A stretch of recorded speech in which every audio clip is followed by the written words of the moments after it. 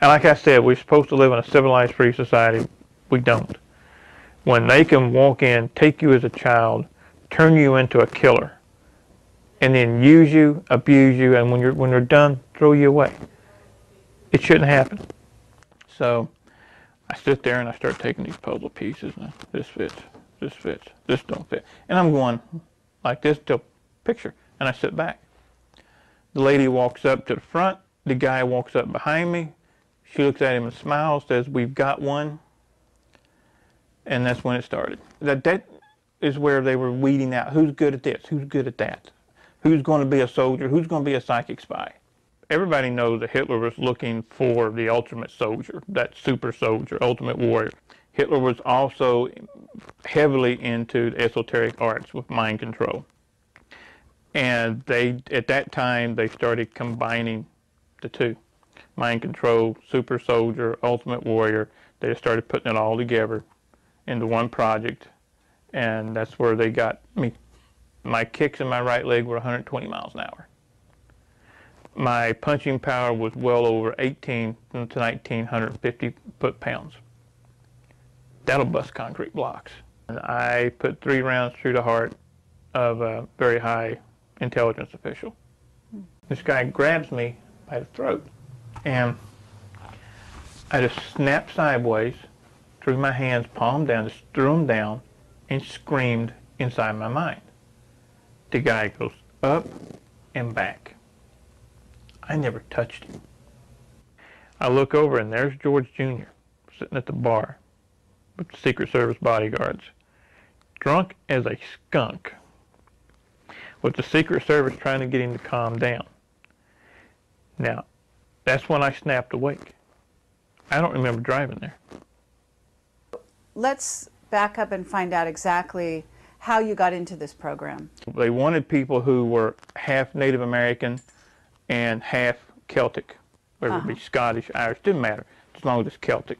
The reason for that is that the Native Americans and the Celtics are 2 of the races on the earth that are more superposed to paranormal abilities or psi abilities, okay?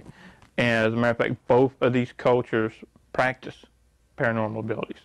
So it's kind of genetic memory. It's in our genetic memory, okay?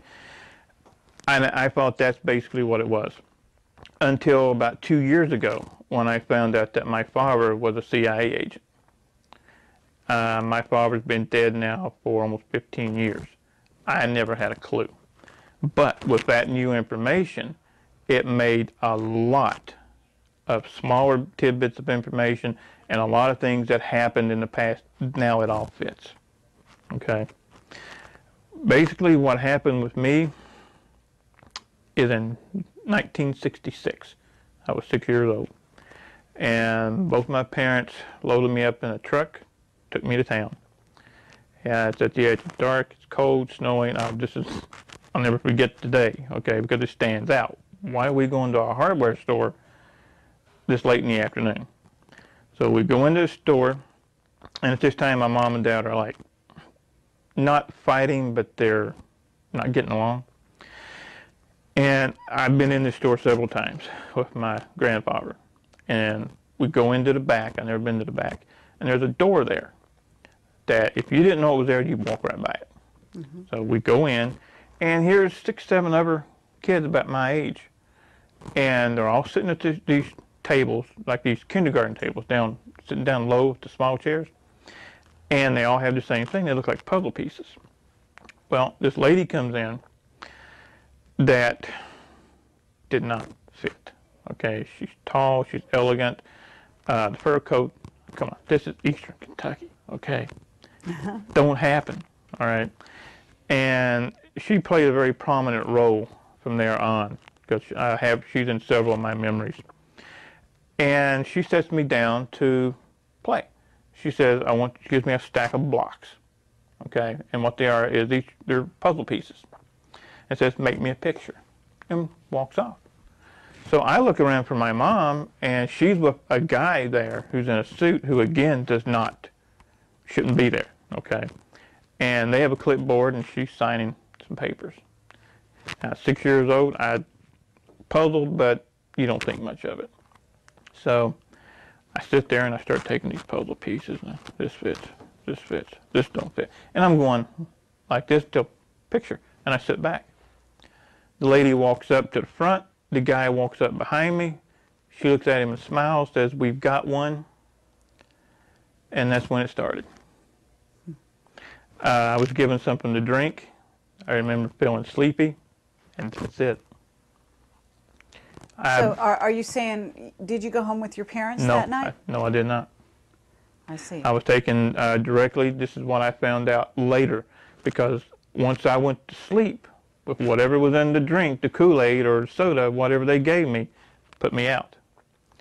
My next memory was at 9.5 years old. So you have a blank in your memory right now. Yeah. Now, I have some memories have came back, and I have bits and pieces of memories of what happened during all that. Some very vivid, some I have documentation, some are just memories that are there. Okay. And then from there. At 9 years old, why do you remember 9 years old? What happened then? Because I had to take a stint in a hospital. A hospital here, the University of Kentucky. They did some type of procedures that no one's ever really been able to explain to me. Even as an adult, I tried to get the records, and no one will release those records to me. And from there, I had a couple of years as a kid where everything seemed okay, a lot of paranormal activity going on and all that. Then at 14, I'm gone again. Gone to the hospital? No, gone. Memories, gone. Oh. Okay, so looking back, though, you basically feel that you were trained as a soldier during that time? Yes. Could you describe some of the training to us? The easiest way to do that is to back up for 1 second. Sure. Imagine Project Talent, the people in Project Talent, being sent to school. Okay. When we're in elementary school, we're all taught the same thing. Okay. That's where the martial arts training was started. I have vivid memories of 15, 20 of us in a group with adults, and they trained us as adults. There was no kid gloves, okay? 6, 7 years old, 8 years old, you got your butt kicked off. I mean, they beat us tremendously, but we learned, okay? Once you, and the paranormal training started as well. Everybody, that is where they were weeding out who's good at this, who's good at that, who's going to be a soldier, who's going to be a psychic spy. You have at this time certain, like a black belt in karate or? Even after I continued on, I took classes on my own, started a couple of studios. I hold a 5th degree black now, legitimately a 5th degree black. In the real world, Right. so to speak. Right. Now, you also said something in an interview that I read that said something about having remembered when you started teaching karate. This is how you triggered some earlier memories of all this. Right. There was one incident in particular. I had a friend of mine who was an ex-Green Beret, and he wasn't a regular. He would come in and work out with me when he was home on leave or those kind of things. And we're sparring one night, and he's a big, rough, raw-boned guy, okay? He's going to go in a bar and wipe half of it out and never break a sweat. So we're sparring, and I did a technique that when he came up off the floor, he's angry, bumfuzzled. He's like, "Where did you learn that?" And then it hit me. I don't have a clue. Where did I learn that? And he said, "That came straight off the farm." I'm only 19 years old. I said, "Farm? What are you talking about? Cattle farm? Pig farm?" I didn't have a clue. And he said, "The CIA training facility, the farm." And little things started clicking. Okay? And when I really started to get memories back was about 8, 9 years ago when I had an automobile accident. And it ruptured 3 discs in my neck. And when they finally gave me the MRI, the electromagnetic resonance didn't mesh with the cranial implant. That you had gotten... Somewhere, somehow, I have a cranial implant. And I say this because I have it on film. And when they put me in the MRI machine, when they turned it on, when it started to spin, okay? Right. Imagine tremendous pain. Also imagine you're in there and you see 1,000 TV screens and they come at you at once. On each one of those TV screens is a picture. Each picture is a memory. And it's just coming. That's amazing. That's how I started to get total memory again. And now, I don't know, was this also correct? You were screaming and the engine, yes. the MRI blew up? Or The MRI the machine itself caught on fire. That's what actually brought me out of it. Because I'm there in nothing but my underwear and a gown, holding my head, screaming bloody murder. And I noticed smoke, okay? And the techs come out, nurses come out, and they grab me and they want to do all this. They get me out of there. They start with the fire extinguishers and all that. Wow. Now, do you have the cranial implant to this day? It's still there. It's still there. It's just, from what I understand, it's not working. Oh. And what makes you think it's not working? Because I haven't been used anymore. I haven't had the blackout spell and be gone for 3 or 4 days or a week with no memory. Okay. They stopped. Right. This one is dead center in the brain. It looks like a grain of rice, and it's just dead center in the brain. So it's right that there. small? It's that small. Wow. And I've had it checked through independent sources, and they look at it and like, you got a problem. It's got to be removed. Man, you're going to die. I said, no, it's fine. Don't worry about it. I don't tell them what it is. Okay? I just want their opinion. I want to hear what they have to say. I don't say anything unless I have the proof, or I have someone else who's willing to sign a deposition saying that they were there, they saw what they know. If I don't have proof, I'll say, this is what I think. Okay. So back when you're a child and you go to the hospital, you said, did you have something going on with your body that they changed at that time? Do you know what happened? I remember going through a procedure, okay, and I remember waking up, and the machine, so this would have been 1969, okay, and I remember the machine was about the size of this table, canvas wrapped, and they were bringing it down on top of me, and it would get hot. And I wasn't supposed to wake up. I was supposed to be drugged completely. Well, I woke up in the middle of it. And I remember being dozens of tubes laying to each side of me where they had been plugged in one at a time. Wow. Now, what happened? I don't know. Now, did you have uncommon strength, or were you, did you notice drastic changes in your outlook towards reality? I mean, at 14, this is probably hard to tell, but, as time went on, do you think that you developed at a different rate than other children? Yeah. Because of maybe some of this? I think so. I've always been stronger, faster, more endurance than anybody around. And that is also the same with all of us that came out of these projects. That's part of the super soldier structure. They want the super soldier to be just that super, beyond normal, faster, stronger, more endurance, pain tolerance, et cetera, on and on and on. That's what they want. So can you tell us what abilities you have? But if at the peak of your performance, if you want to call it that, what do you think you were capable of? Physical ones, yeah, I've kept. The paranormal abilities, I have kept some. The main paranormal abilities come out when the alternate personality comes out. That's one of the things that they did to us. They gave us alternate personalities. So we were trained in the alternate personality. I have witnesses that have saw me bust heavy bags with one punch. You're not supposed to be able to do that. I was measured for punching power, speed, and everything at Burlington, Wisconsin, at a facility up there. It's no longer there. That did all the testing for the pro sports, for the football teams and all that. My punching power, at this time, my weight was 175 pounds. And when are we talking? How many years ago, or what year, if you, generally speaking, Let's see, 1984. In the spring of 1984. Okay. And the testing came out as unreal. My punching power was heavier, stronger than that of a super heavyweight boxer.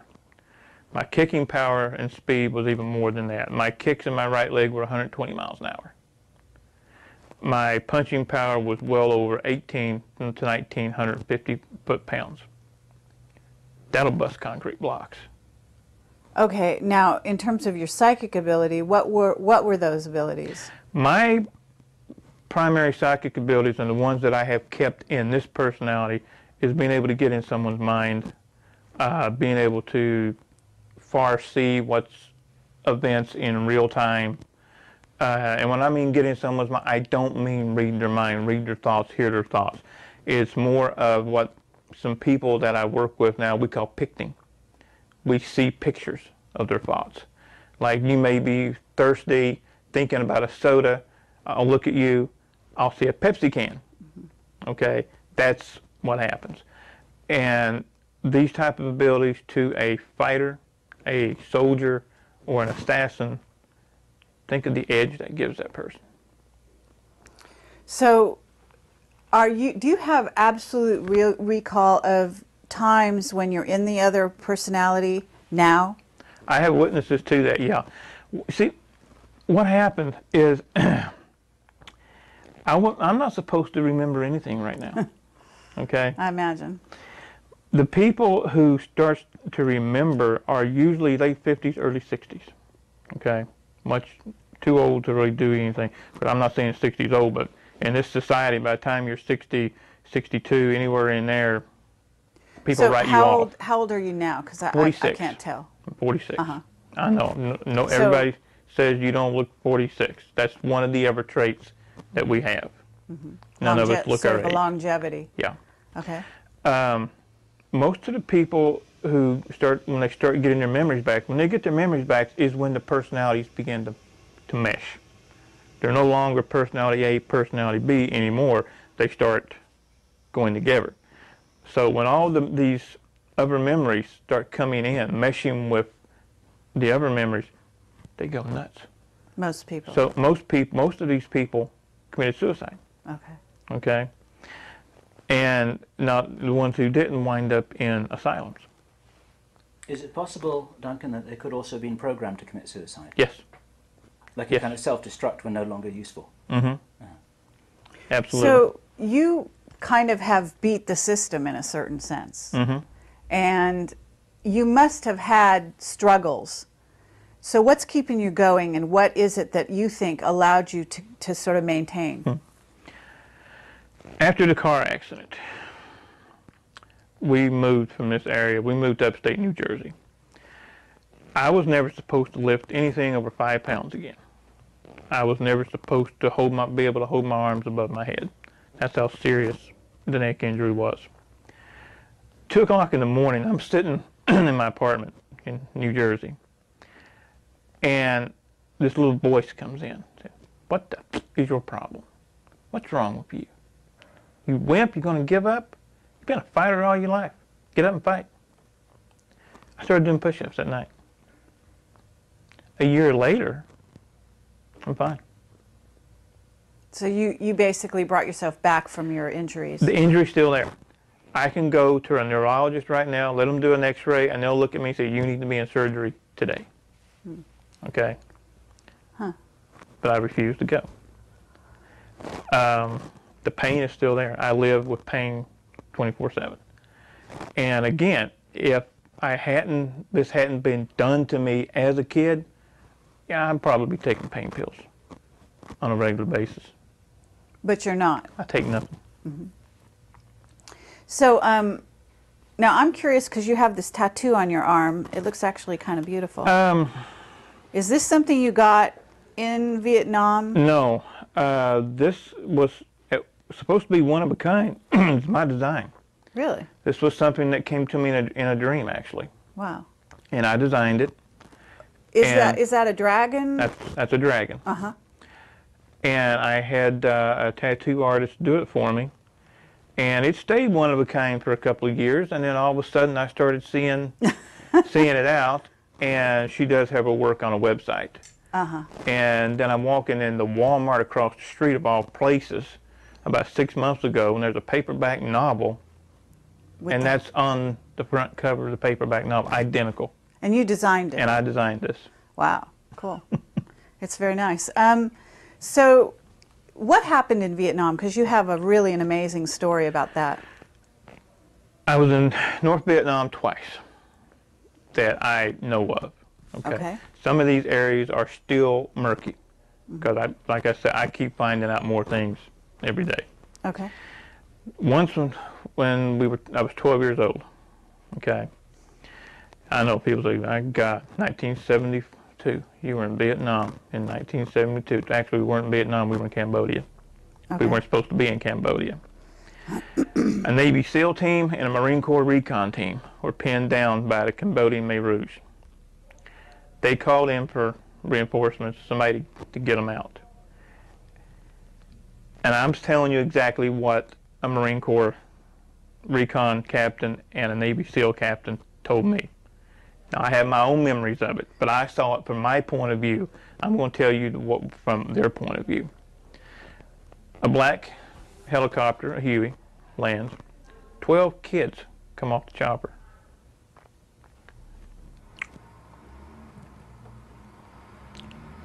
Yeah, there still are a couple of things. Take your time. We got all the time in the world, and I can understand. Long story short,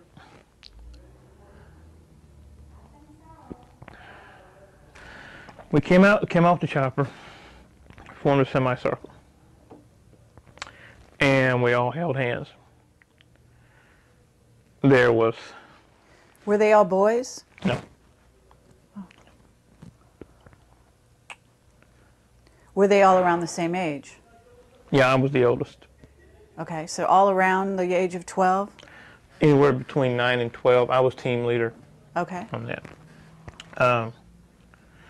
We held hands, raised our arms, and killed them all.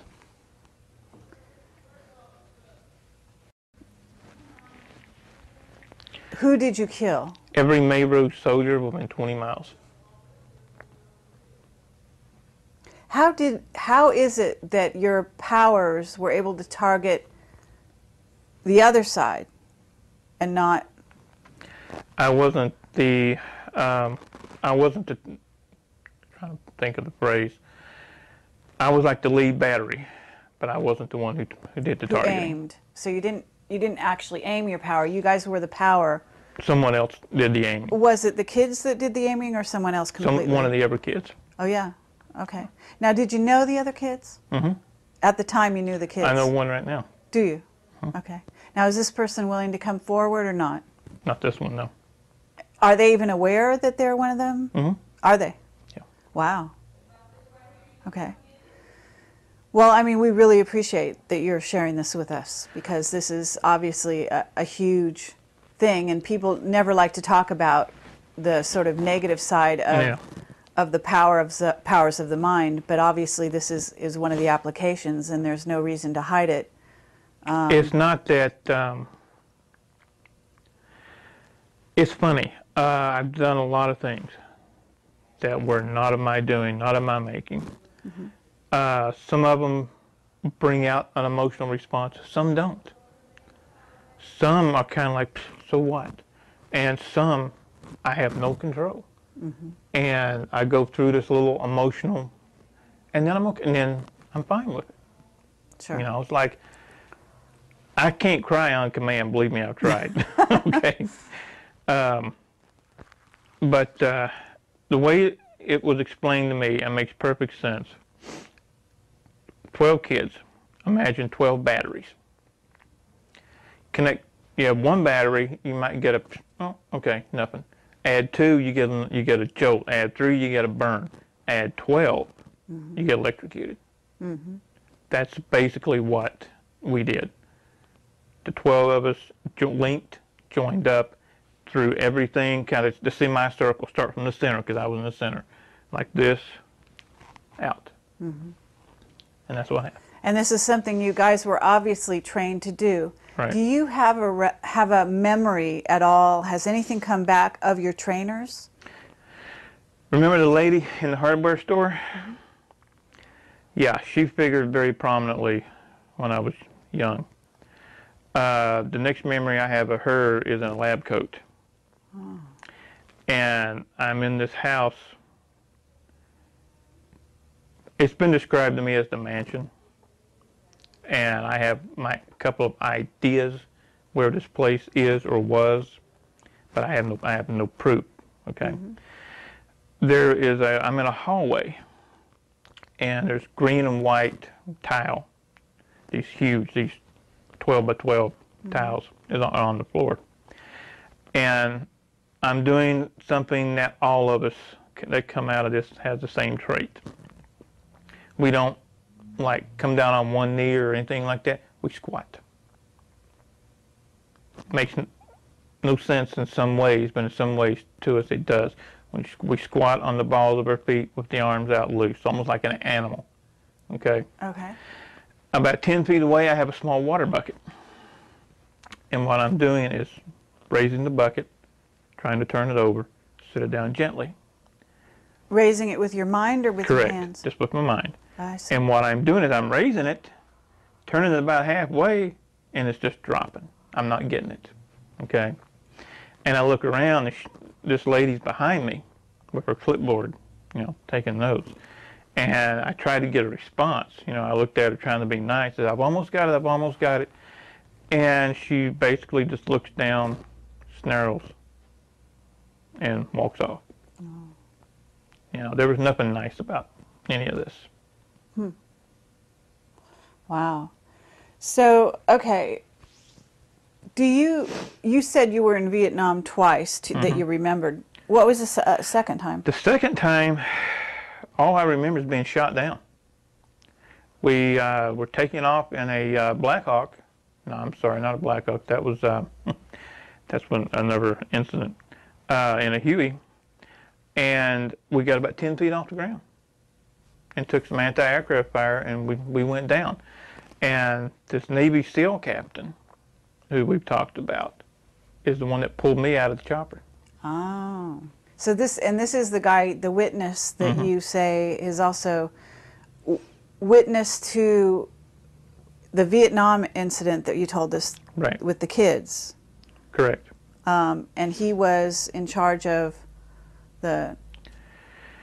where was he at the time? The easiest way to say about this guy, his whole family was CIA.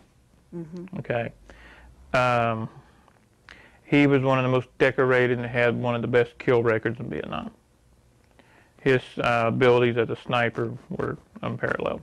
And then at the same time, he was also a sailboat captain, because he pulled, I think, 5 or 7 tours in Vietnam. So, but he wasn't messed with the way you were, I'm assuming. He does have some memory gaps, yes, Okay. but not to the extent that I have or some of the other. And how did you guys hook up? When I started getting my memories back, I started looking for him. Because you knew who he was? I mean, now you remembered from the age of 12 who he was? Yeah, I remembered his face, and I knew, being what he was, he's going to only be in certain circles. So I started frequenting those circles.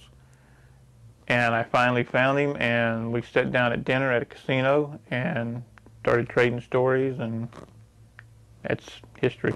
Wow. That's great.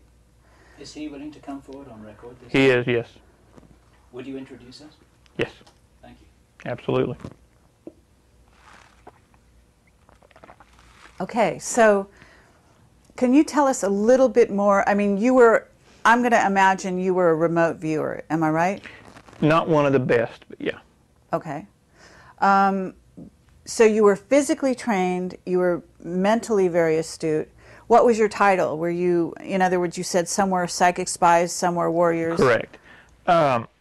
my problem, and I've been told this by some very strong sides, is my problem is that I fight the psychic abilities. I don't just let them flow. I fight them for whatever reason. I block them myself.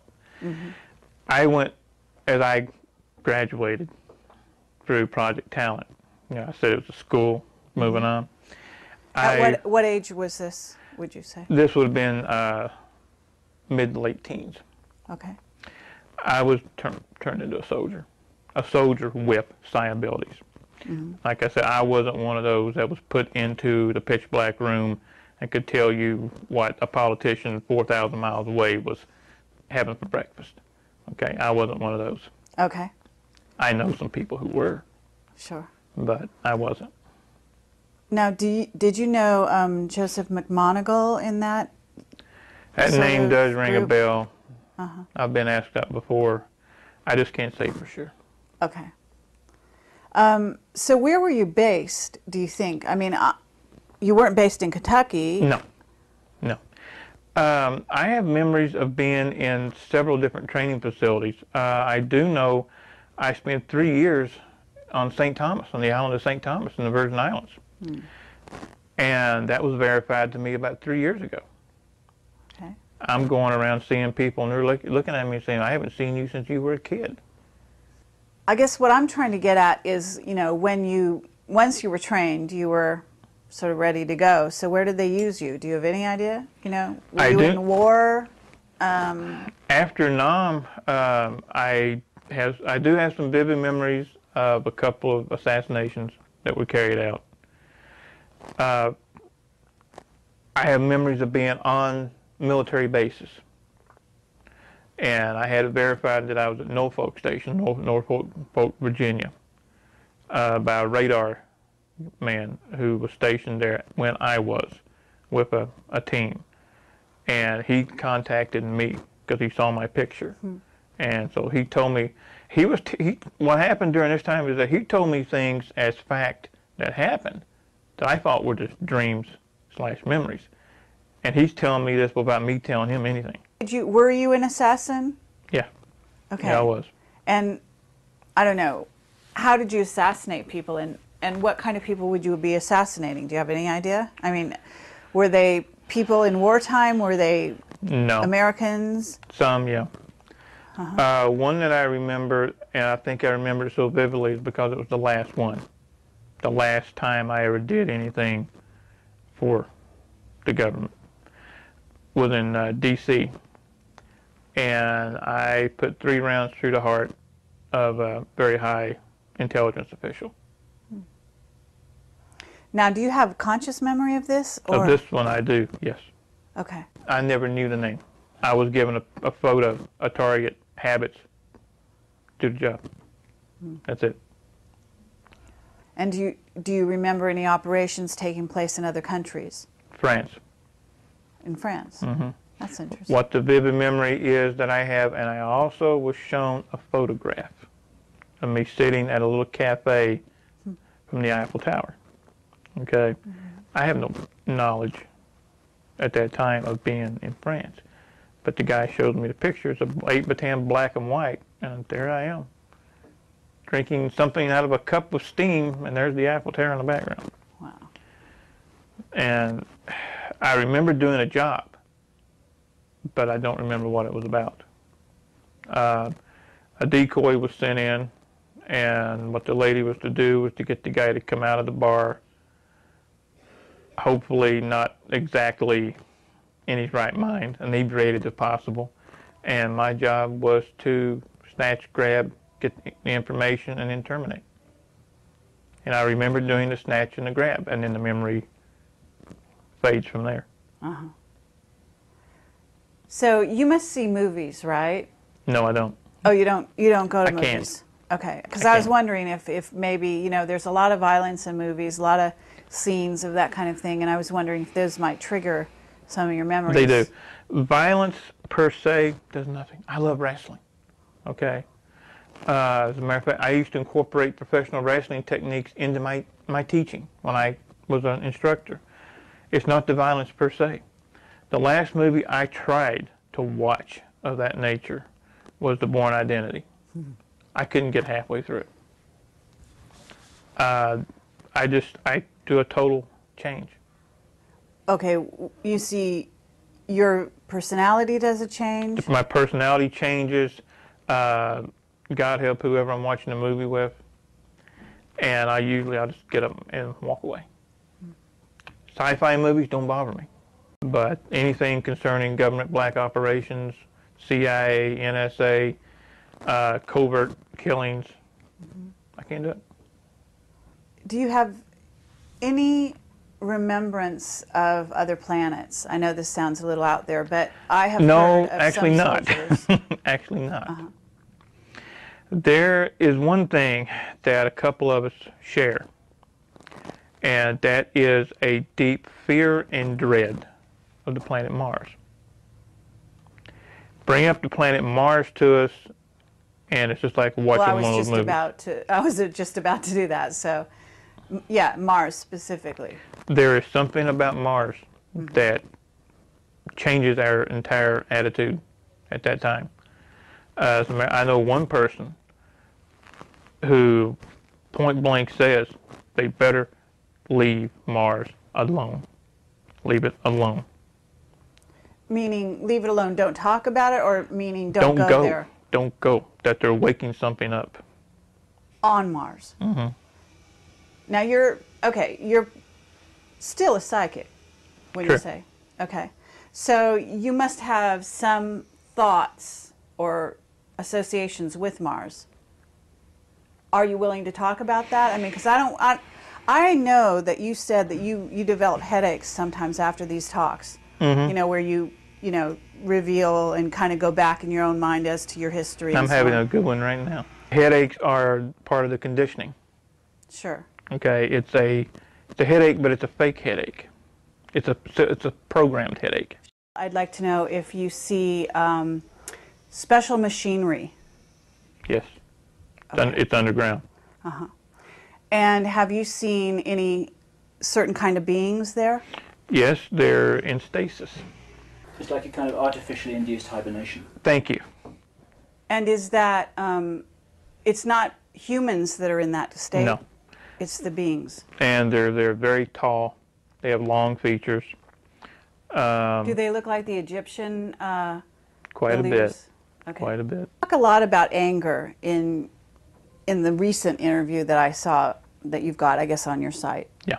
And can you tell us a little about that? Can you describe the anger, how you deal with it? There was, at one time, it was pure rage. When these memories came back, and when I sat down and I started putting together all the things that, starting at 6 years old, all the things that was done to me, things that I was forced to do, etc. It was pure rage. You know, my first impulse was to go to D.C. and just go nuts, okay? Well, as the old saying goes, I'm crazy but not stupid, okay? And as a fighter, I was trained, channel your anger. Don't let your anger channel you. And that's what I started doing. So I took, instead of just being so mad I can't do anything, I turned that anger to being so mad I want to do something. And I've stayed that way. So is that why you started writing books? No, actually I started writing as just kind of my own therapy, just to get it out. And I had never written anything. And somebody read some of it and said, this is pretty good, you need to keep it up. And so I did. And now you've got a book coming out, isn't that right? Yeah, Deadly Awakening. It's about everything we've talked about here, plus all the side streets that we don't have time to go up. It's supposedly going to be turned into a movie. Okay, that totally caught me off guard. So. Well, that's wonderful. You know, that's very exciting. In terms of telling your story to a wider audience, what would you like to result from that? I would like to see enough people wake up to march on Washington and say these projects stop and hold the people accountable. Okay, there's not going to be class action lawsuits. There's not going to be prosecution. That's fine. You know, I got over that years ago. Everybody else involved needs to get over that. Just hold them accountable and stop it. Okay? Do you think this is still continuing this day? Yeah, absolutely, I do. Do you have any information about in what form these projects are continuing? I remember think you said that in the 60s there were 1,000 kids, of which there were there are only yeah. 60 left. In 1966, there was supposed to have been 1,000 that were taken worldwide that was in my group, as it were. There's only about 20 of us left now. You know, I think what I have to explain, we were actually at 6, 7 years old put in survival of the fittest. Okay, our personalities were split. Any normal kid, any normal person would not do the things that we did in their right frame of mind. So they had to split our personalities, and they had a clean slate with that new personality. Had no rhyme, no reason, no right, no wrong, no concept. So they made it into what they wanted it to be. This is how they split my personality. Now, I don't know, I'm sure they did the same identical thing to other people, but I know for a fact not to each one. There were different techniques for different people, different kids. Now, the way it was described to me when I was a kid is it's your treatments, almost medical terminology. Imagine being 6 years old, and this is one of the funny things, I can talk about this with very little emotional because it was done to me, not something I did to someone else. You're strapped naked to a wooden chair. Arms out like this. Here, you're strapped here, here, and here. Your fingertips are spread open. Things are inserted here. So you can't do this. And I know you noticed, because I saw it in your mind and I saw it in your eyes, I have a phobia about my fingertips. What they did is they inserted needles underneath the fingertips.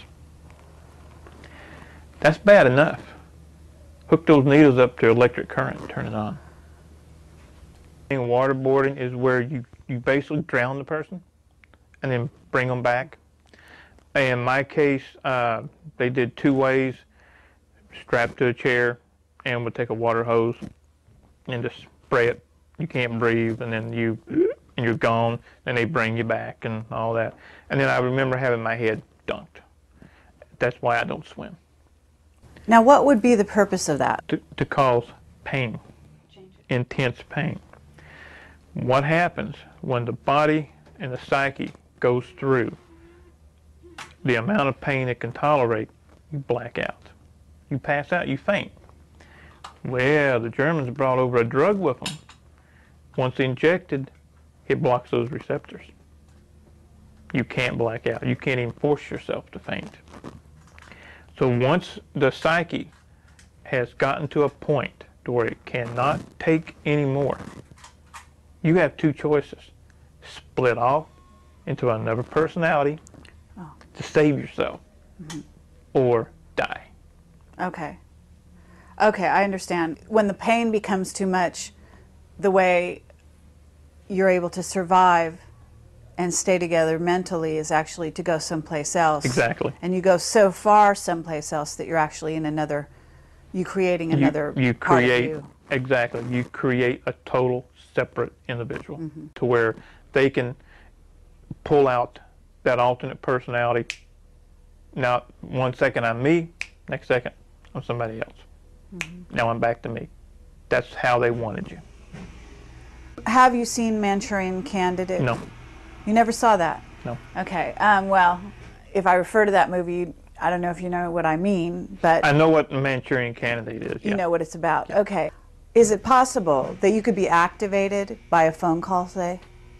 The last time that I did a job, that's what it was. I got a phone call in the middle of the night. Can I be activated now? I do not think so. They burnt the chip out. Okay. Do you think it's a tone? Do you think it's words? I mean, do you have any idea what it is? I think it's a combination, and I think it's more than one. There's, in order to open a combination safe, you've got to have a combination, which is more than one number. So I think what they did, they set up, you have to have a system of checks, balances, and fail-safes, to where if you're watching TV and all of a sudden you hear the correct word or whatever, you freak out, kill everybody, then you would start seeing this happening everywhere. There has to be a fail-safe to keep that from happening. So I've always thought that it's a combination of words, tones, numbers, I see. what have you. But what happened during this night is I was in bed. Wife and I were in bed. The phone rings. I reach over, pick it up, put it to my ear. No more than 3 seconds pass. I hang the phone up. I get up. I get dressed. I leave. I'm gone 3 days and 3 nights. And at that time, we lived exactly 11 miles from the airport that you guys passed coming here. Ah. When I came back 3 days later, there was only 22 additional miles on the car. I went to the airport. But you have no memory on where you went. I went to D.C. This is when I went to D.C. and did a termination job on this individual. Now, what year was that? 1985. So this is quite a while ago. Yeah. And here's something that I'll tell you guys, I didn't want to put on the tape. I'm sitting in a Mexican restaurant, very nice 2-story Mexican restaurant, and I hear somebody laughing. This was before the president now was the governor of Texas. I look over and there's George Jr. sitting at the bar with the Secret Service bodyguards, drunk as a skunk, with the Secret Service trying to get him to calm down. Now, that's when I snapped awake. I don't remember driving there. And I'm looking around and where the hell am I at? But yet there he is. I had one impulse. Kind of terminate him. And I had a gun in my pocket. And for whatever reason, I fought the impulse down, and I didn't kill him. In other words, you remember who he is now, but you didn't know who he was at when that you were time, there? I didn't have a clue He who was just some guy who was getting drunk with Secret Right. Service around him. Exactly. I did not have a clue who he was. And then I'm sitting there watching the news sometime later when the governor of Texas has announced his bid to run for the presidency, and I look at him, I'm like, holy.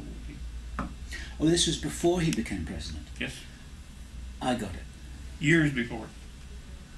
So in that context, maybe it makes even more sense. And it's even scarier. What about underground bases? Do you think you've ever been in an underground base? I know where one is, right here in the state.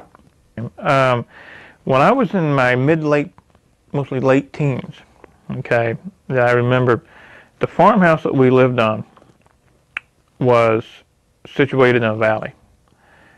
And there were old logging roads that went all the way around the valley. I had a good 5-mile run up and down the mountains on a good graded road. There was also some worked out strip mines over to the southeast of there. Well, one day I'm running out through there and I decide to drop down the hill and go over and look around. As soon as I do, I can feel the vibrations in the ground. And I drop down and I put my ear to the ground the way my grandfather, taught me how to do. And I get up and this little voice says, "Get the hell out of here." As I'm running back up the hill, a chopper lands. Wow. I didn't go back anymore. But a couple of days later, 2 things happened at once. Okay, my father had a friend. His name was Paul Preston. Paul Preston was somebody, and still is somebody, that I would terminate with extreme prejudice. I don't care to say that. When I was 14, we were getting ready to work the field. We had a cash farm. And I was working on a tractor. We lived about a mile up a dirt road, off the main road. And I can sense a vehicle coming before it's halfway up.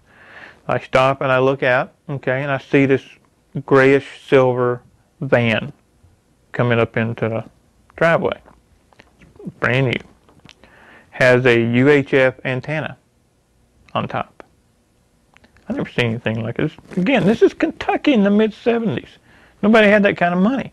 This was before the coal boom, before the energy crisis, before people made 20 bucks an hour. You know, people were lucky to make minimum wage, okay? And this guy gets out of this van, and I noticed it has Texas tags. I had heard my dad talk about this guy. They were childhood friends. And then this was confirmed to me later on that they were in the CIA together, that Paul Preston was actually station chief in more than one area.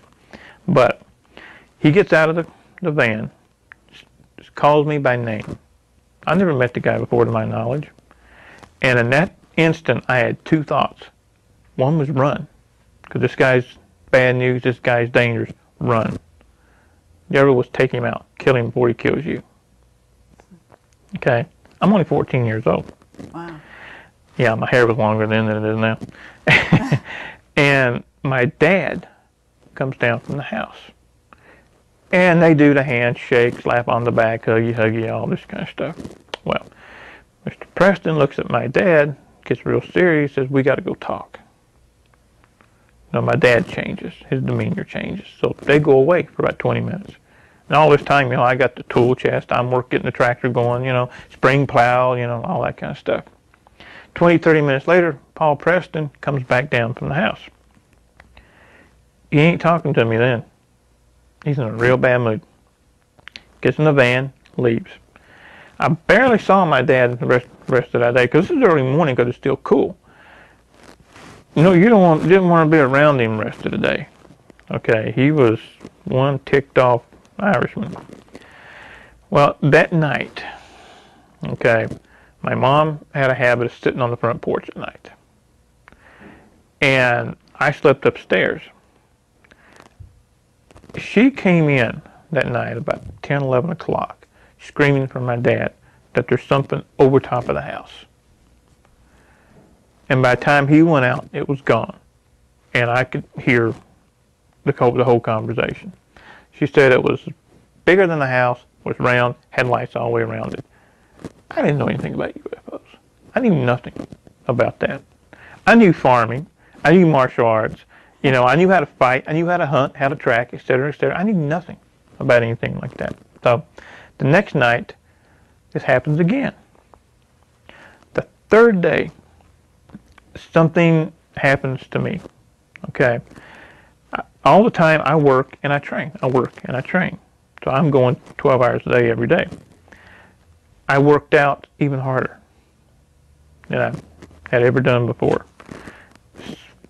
And I think the reason being is to go to bed early, because that's exactly what I did. I went to bed early. That night, I go to bed. I'm laying there. Don't know how long. But I feel like I'm on fire when I snapped awake. I can't move. All I can do is open my eyes. The whole upstairs is full of light. And I can see a bipedal figure standing by the bed. I can see a head, I can see the arms, I can see the legs. That's it. And I know it's talking to me. It's telling me something. And the next thing I know, my dad is shaking my shoulder, because my brothers saw the light and they thought the upstairs was on fire. That's all I remember. I don't remember anything again until I'm almost 18. Meaning no memories between the age of 14 and the age of 18. Right. I didn't get my driver's license until I was almost 18. I should have had them at 16. I didn't get them until I was almost 18, because I wasn't around to get them. Do you remember what the being looked like other than 2 arms, 2 legs? That's all I could see. A torso, 2 arms, 2 legs, and a head. Not an oval-shaped head, but a head-shaped head. A normal shaped head. I'd estimate maybe 6 feet tall.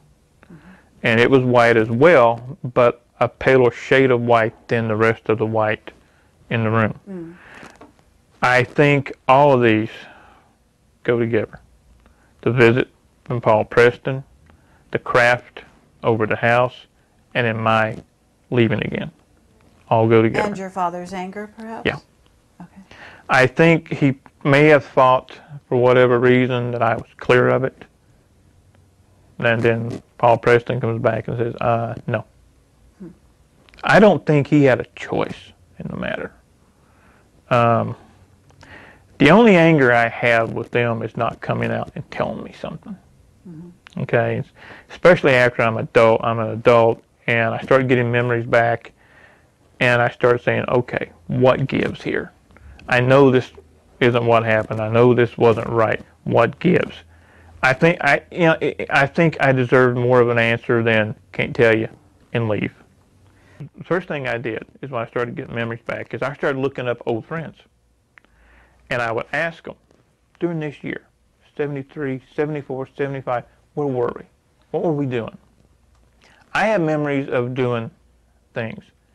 And every one of them, to a T, said, we were doing this. We were out doing this. Well, I remember that. They go, how could you? You weren't here. And one guy even went so far as to say, we went up to the farm to pick you up one day to see if you wanted to go away. We hadn't heard from you. Your dad ran us off.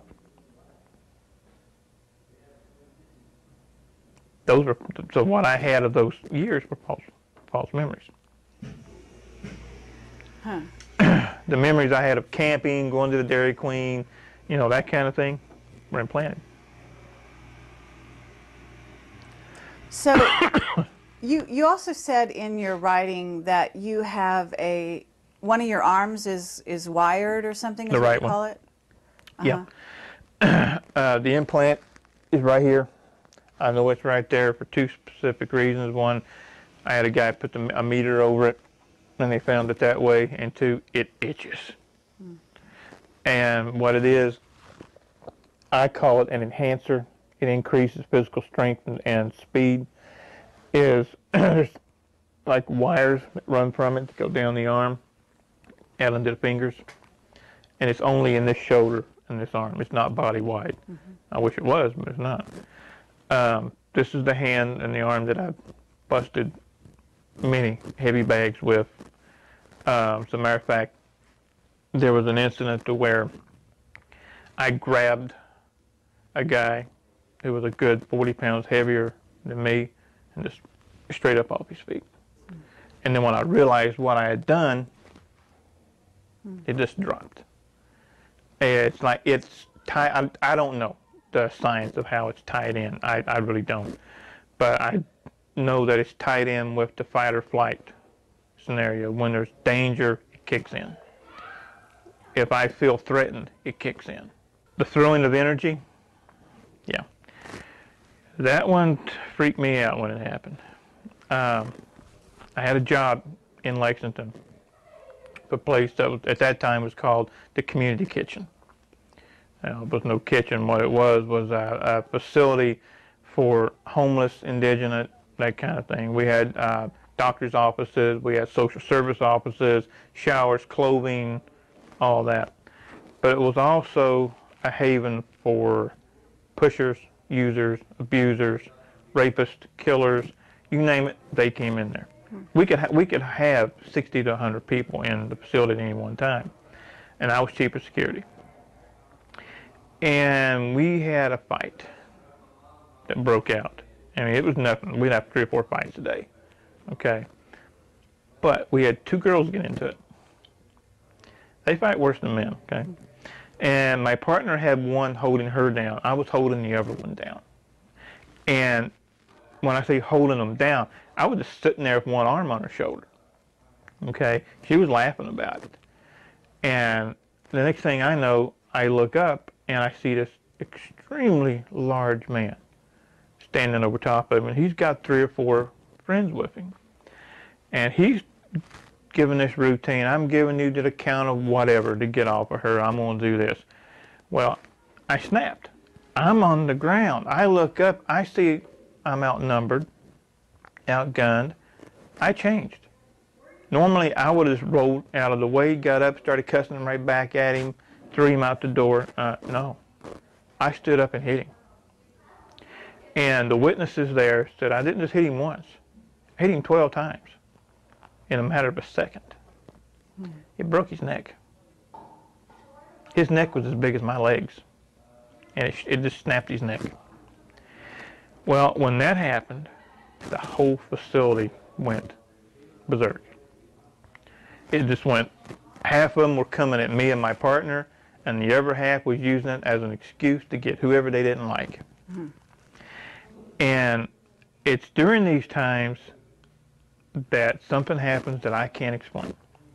It's like I step outside of space and time. Everything turns black and white. Everything goes slow motion. It's like I've got all the time in the world to go from point A to point B because this guy ain't moving. Okay, and it's like I'm just walking through, bam, bam, bam, guys going down, and then I'm grabbed. This guy grabs me by the throat, and I just snapped sideways, threw my hands palm down, just threw them down, and screamed inside my mind. The guy goes up and back. I never touched him. And when that happened, that ended the entire fight. Because I'm standing there, and I'm looking around, and I'm suddenly aware that everybody's staring at me. And somewhere during this time, the cops have been called. So here come the cops, here come the ambulances, the paramedics. And I talked to one of the cops, give the report. Half of them are taken to the hospital, the other half are barred out, some are taken to jail. And I went to the nearest bar I could find. And I sat there because I didn't know what to do. I knew something had happened. I knew it was real because people were saying, were coming up to me, what did you do? How did you do that? And I'm like, I don't have an answer for you. I don't know. What year was this that this happened?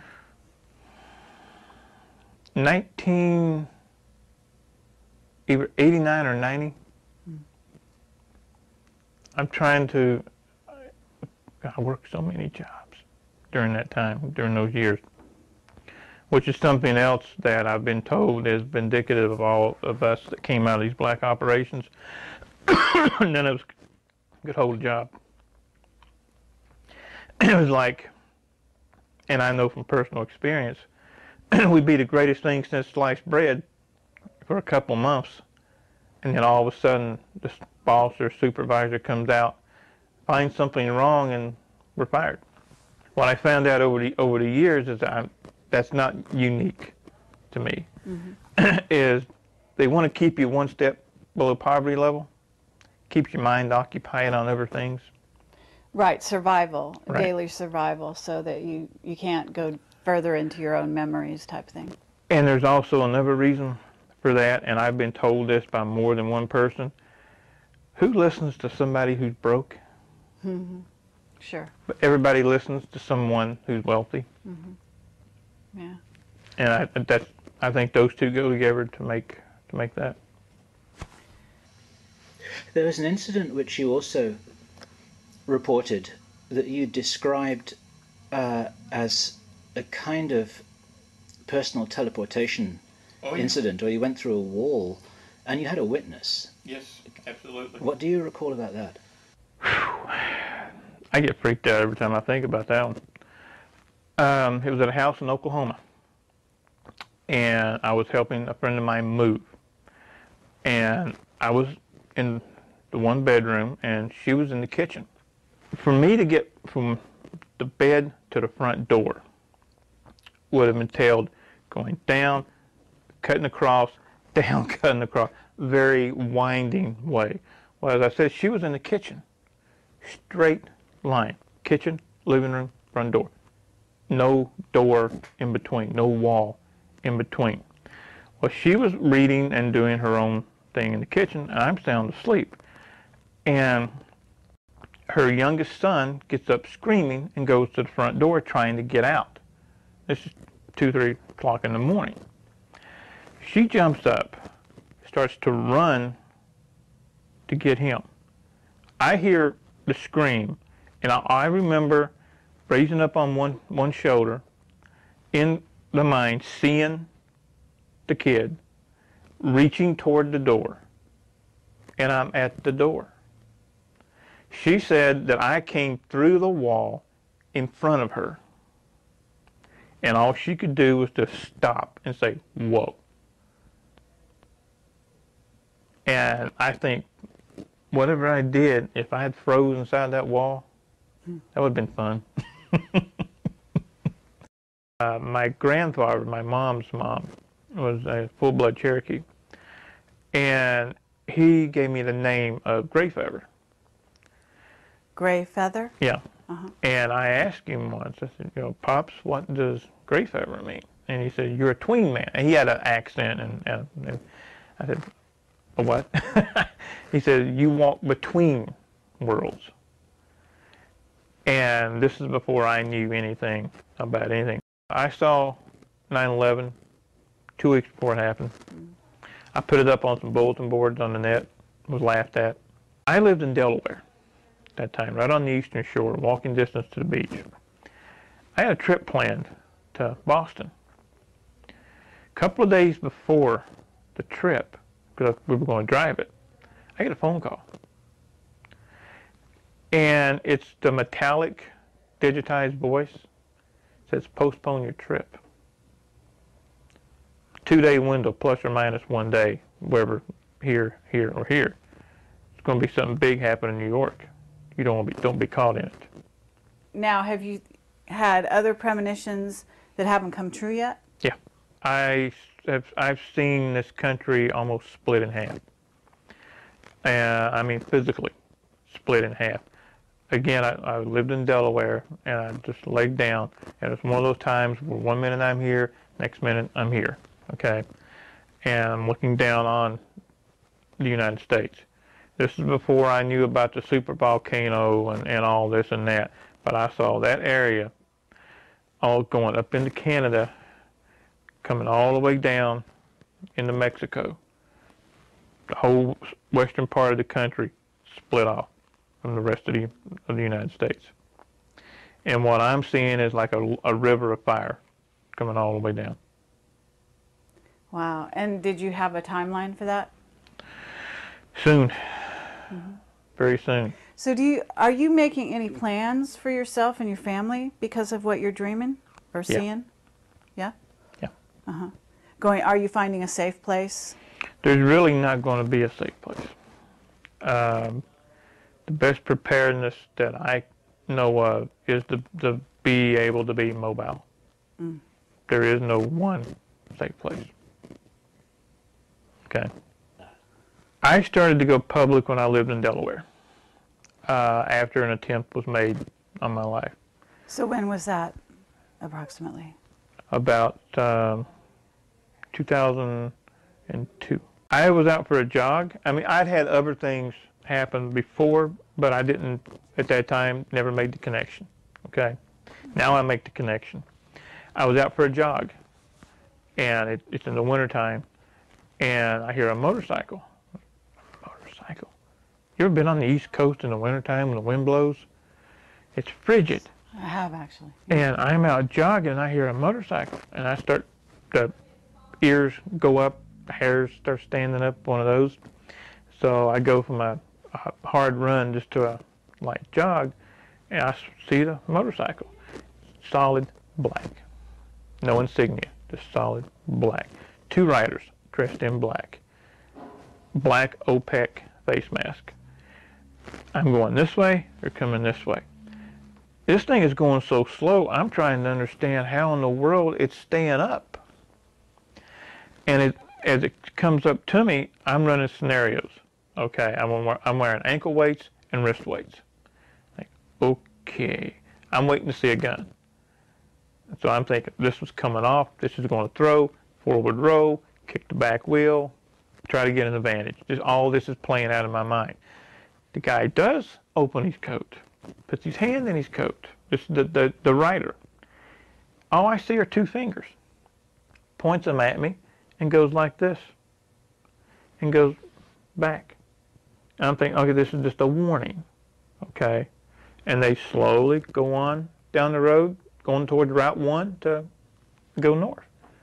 I didn't make it 10 steps. I had puke, bile, everything.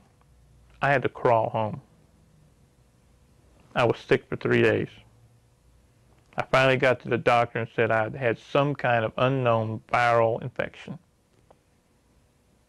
He did shoot me, just not with a gun. I think half the people who hear what I have to say look at it and say, what a lying stack of dung. This is so much BS. There is no way any of this could happen, et cetera, et cetera, et cetera. Well, I'll give a response that I gave a guy on a radio show one night. I wish that were true. I'd love to be able to take a pill every day and have a nice life. But I can't, because it did happen. And I don't have the whole story myself. And I may never get it. What happened to me, you know, and I know, I told about how they split the personality. That's just the tip of the iceberg, okay? I remember the beatings, to being thrown naked into a refrigerator room because I couldn't get something right. You know, this went on, and not just to me, but to all of us that were in this particular group. And this stuff shouldn't happen. You know, we consider ourselves a civilized, free society. There's nothing civilized about this. There's nothing free about this. There is strength in numbers. I would like to see, I mean, come on. You can have a 1,000,000-man march on Washington put together by somebody that the government laughed at. Why couldn't we do the same thing? This stuff has got to stop. You know, people, and like I said, we're supposed to live in a civilized, free society. We don't. When they can walk in, take you as a child, turn you into a killer, and then use you, abuse you, and when they're done, throw you away. It shouldn't happen. And you asked earlier, what is the one thing that I would like to see come of this and any subsequent movies, videos, whatever? I want to sit in a chair just like this in Washington, D.C., in front of the full Senate and demand answers. I'd do it in a heartbeat. I ain't shy.